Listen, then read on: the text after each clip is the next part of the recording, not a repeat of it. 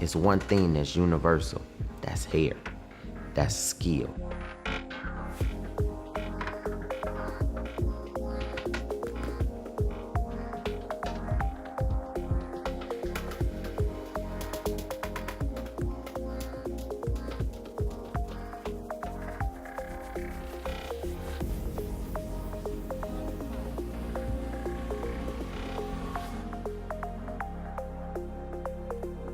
So I had never had a pair of clippers, and she gave me my first pair of clippers was a designer and a peanut.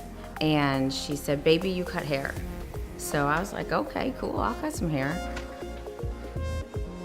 The barbering community is very supportive of one another. I can go into any barbershop in my area, and I can, walk in, just surprise a barber, and they're happy to see me.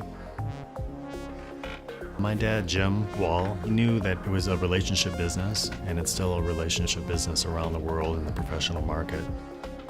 So it's all about how well you network yourself, how well you speak to people. They tell their friends, oh, not only is he good, but he's actually a really cool guy. He treats our kids well, he's respectful. Besides your skill set, I think your personality goes a long way. Going to school teaches you how to think differently, how to move differently, how to cut differently, how to respond differently. Styles come and go. It really goes by the relevancy, the culture, how fast people pick up on it. One of my favorite things to do is create controlled chaos with a man's haircut. Is to have clean lines to make it look nice, but to also have it just enough edge, enough personality and character to it so that they can show their independence with it, but still have it conform to the norm when they have to. Back then, you might have seen a guy with a pompadour, the skinnier pants, the greaser look with the cigarettes in the sleeve, which they're still doing that, except the difference nowadays is that the guy's tatted up. He might have a real nice beard to go with it. It still has the same look, but it has evolved into something more like today. In setting the trends, it's always been traditional that it comes from ball players, stars, any type of celebrity that you constantly see in television. Now you have a broader range of artistic barbers who are behind the scenes that recognize their importance. And they're stepping up and saying, hey, let me try this. This is what's hot. Let me do this. Barbering has always been gentlemen's grooming. We've expanded, we've kind of dissolved the traditional barbering boundaries, if you will, because women are wearing short haircuts. And women like precision haircutting now. It's about artistry, it's about looking at our canvas, it's about understanding what we have in front of us that we can work with. It's just about stepping outside of our comfort zones. This is why we're in this industry, because we love to create. To be able to think outside the box. You have to be able to think like an artist. Think, what am I going to need to get my vision accomplished, and which tools am I going to have to use according to the way the texture of my hair is? I use WAHL tools over any other tool because they last for a long time. The warranty that's on them that you get, the guarantee, if something goes wrong, I can easily just send it in and I know it's going to get fixed and sent back to me. Quality is a big focus for WAHL. Once we sell a product, we don't want it back, and we want people to feel like it's a trusted product and it's a name that can hold up over time. And once it's out there, we have a customer service department that we are very proud of that really backs up the purchase. We hold very tight manufacturing tolerances for our cutting performance, for our blades, and for the mechanical drive system that delivers the power to the blades. There is a craft in building hair clippers, and every one that we put out the door and that has our name on it means something to us. And so we stand by our products, and we want them to be the best that they can be, because we know our customers are using these products all day long, and they rely on them for their own businesses.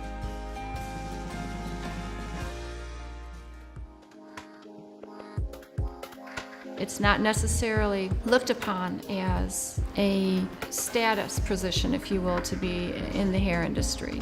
Those people that say, oh, you just do hair, aren't going and just sitting on the street and let anybody cut their hair either. So it's a very respectable profession.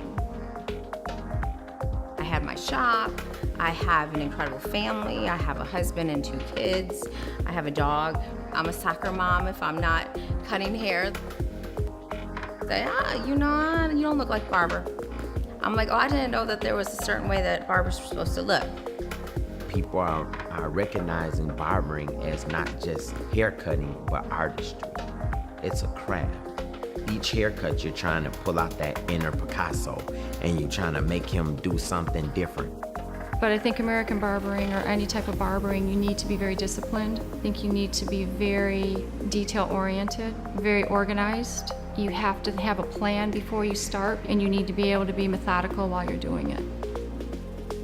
Really, for me, it's just being open to creativity, being open to other people's ideas. And that's really what our WAHL team has done for each other is we've been open to listen. We are proud to take risks and try new things, and if it fails, then we make adjustments and we try something else. The moment we stop trying things is when we really need to start worrying. They're down in the barbershops really trying to figure out what it is that the barbers really want. Not just how it looks, but how it feels, how much it weighs, how powerful it's going to be. And they just really do their homework on the products.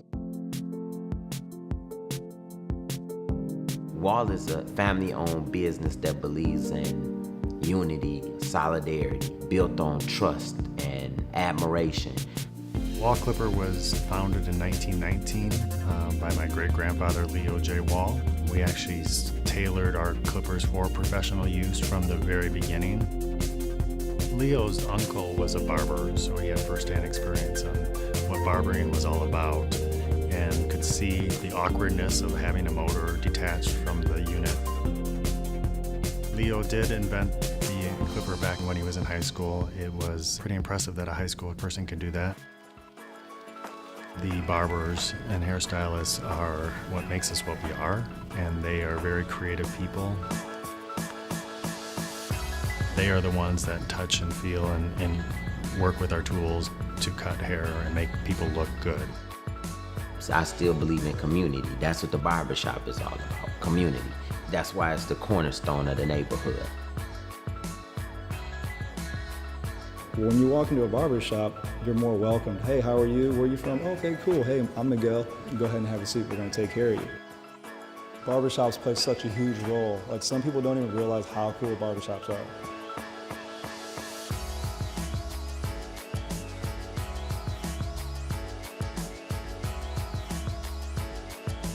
If you want to know who is the best guy to get your roof done, who can do your sidewalk, where's the best place to eat, go to a barbershop.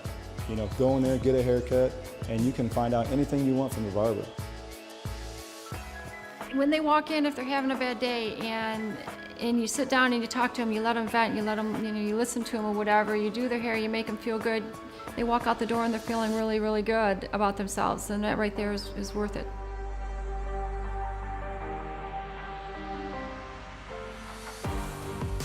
Starting my own shop was more of the freedom of doing both, men and women, doing Black people, white people, mixed people, Spanish people, not getting put into one category, because I'm not one category. I do everything. Hair color, relaxers, cutting. I love doing short hair. I love the precision of it. Everything with clippers. I just feel like everybody's a family here. Everybody really takes care of me. It's a really good camaraderie with everybody else that's a part of WAHL. Like we say, if you work hard, guess what? It'll happen for you. You can get it. You can do it.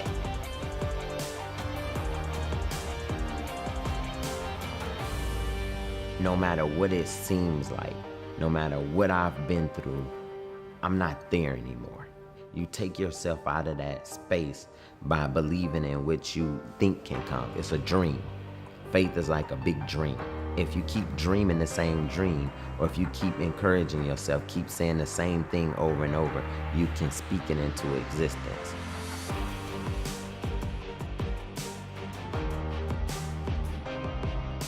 And I see the fact that the only way I got there is because I didn't let the circumstance get me. I got the circumstance.